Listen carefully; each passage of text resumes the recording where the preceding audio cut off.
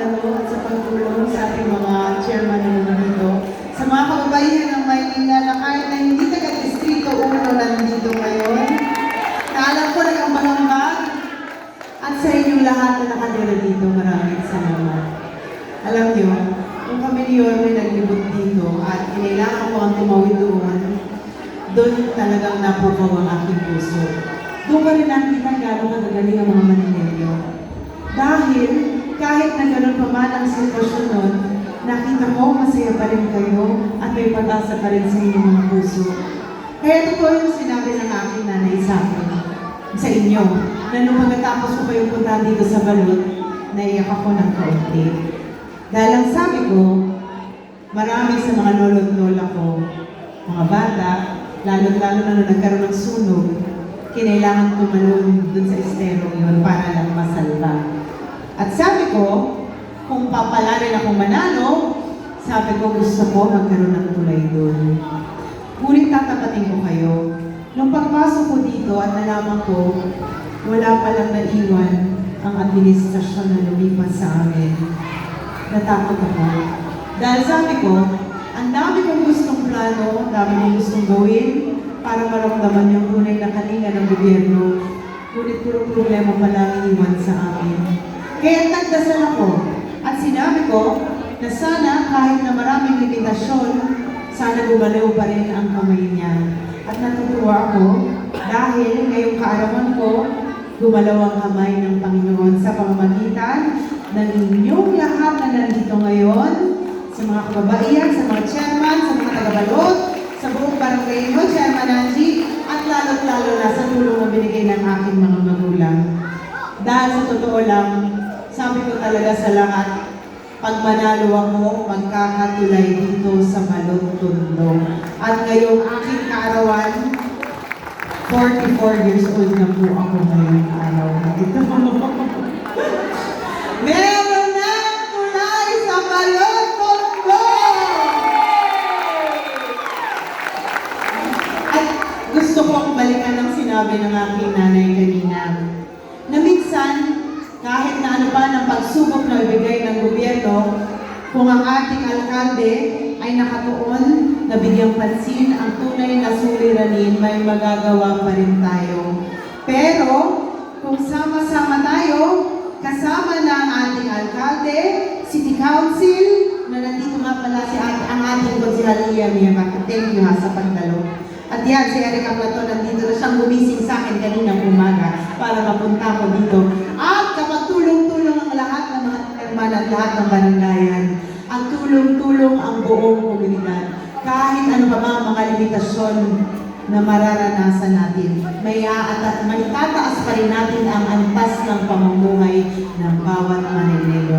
Kaya maraming salamat at pinasaya ninyo ako ngayong araw. Maraming salamat sa inyo. At maraming kayo. Babalik ako para kumain ng lugaw niyo ulit dito. Akala ko may lugaw ngayon, wala pala. Babalik ako ulit. Maraming salamat sa inyo. Thank you. Ating mahal na former Mayor Lito Atienza and ang kanyang wife na si Ma'am Evelina Atienza. At syempre po, ito ay inihandog para po sa kanyang anak na si Vice Mayor Chi Atienza. At nabinigay po ito para po sa ating Barangay 125 Riverside. Yahoo! Oh my God! Hindi ko na alam kung paano ko pasasalamatan sila. Yes po! Oh! Thank you so much! Nauna na si Daddy. Akala ko mag-ano ako. Magbabalsa ka, no? Ayun sa dulo pa ito. Makakatawid na kayo! Yes! Nandun sila. Bay, sa inyo yung sinakyan mo doon sa dulo, yun. Yun na, nataoy. Ando, wag ito. May ando, ano? Ando. Yes, sila po. Ito na lang. Ito na lang. Ito pa yung gunting. Ando, oo. Ito. Mami. Si Ando, sa magsuot. Si Father po. Si Father daw. Si Father. Padaanin natin. Ay, si Father pala ang magbe-bless. Asaan po? Father. Si father and mother. Opo, napakaswerte po namin kasi kami po yung kauna-unahang barangay nagkaroon po niyan. Thank you so much po talaga, Vice Chi. Talagang tinupad niyo po yung salita niyo po. Natatandaan ko po yung salita niyo po. Lalagyan ko to ng tulay. Kaya na po.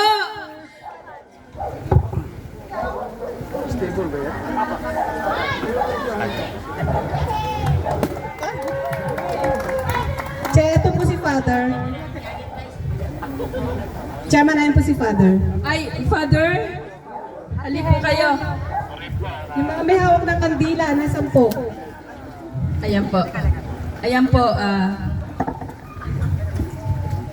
Ma'am, meron po kayong picture. Kagawan.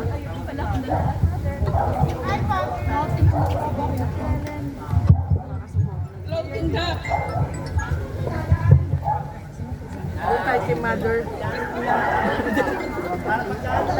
Andrew, Rio. Andrew, come here. Purple.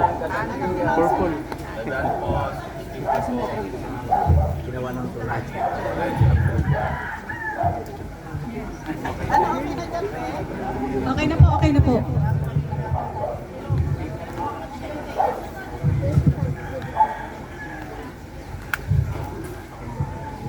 Kuya, pasok ko yun.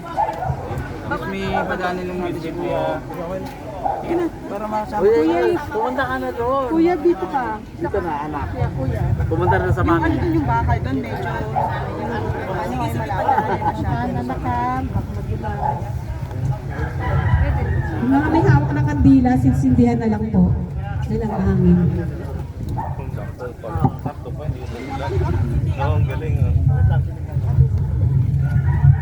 Magaling talaga mag-alay ng itlog si Joanne.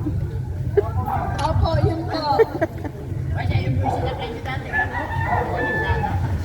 Tinabi na po. Yung plastic po yan, drums. Matagal na po.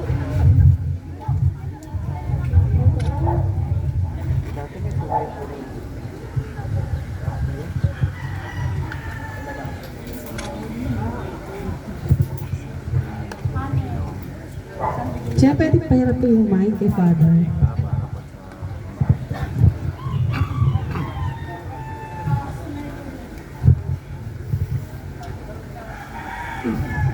Mga kapatid, sa umagang ito ay nagkatipon tayo para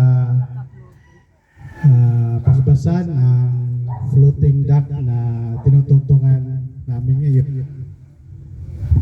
Sa kwento ng kasaysayan, ang unang gumawa ng floating bridge ay ang Haring Xerxes. Around 400, 500 before Christ. At isla ang kanyang nilagyan ng floating bridge. Sa World War II ay nakilala din ang Bailey Bridge ng British na Armed Forces. At nagkaroon man sa US din ng mga pontoon bridge.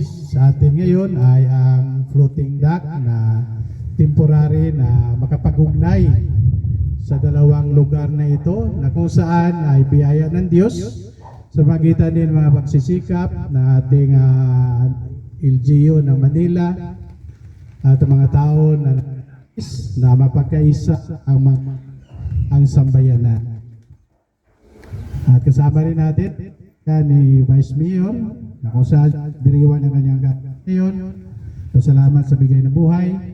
Sa araw na ito ay kapistahan din ni Santa at San Joaquin, mga magulang ni Maria. Araw ngayon ang mga lolo at lola.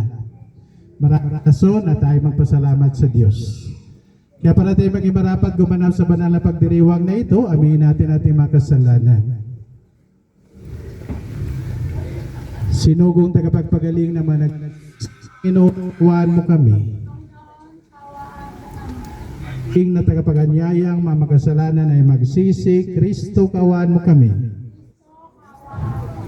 Nakaluklo ka sa kanan ng Diyos Ama para ipamagitan kami. Panginoon, kawan mo kami. Kawa tayo ng makapangyarihan Diyos, patawarin tayo sa ating makasalanan at patnubayan tayo sa buhay na walang hanggan.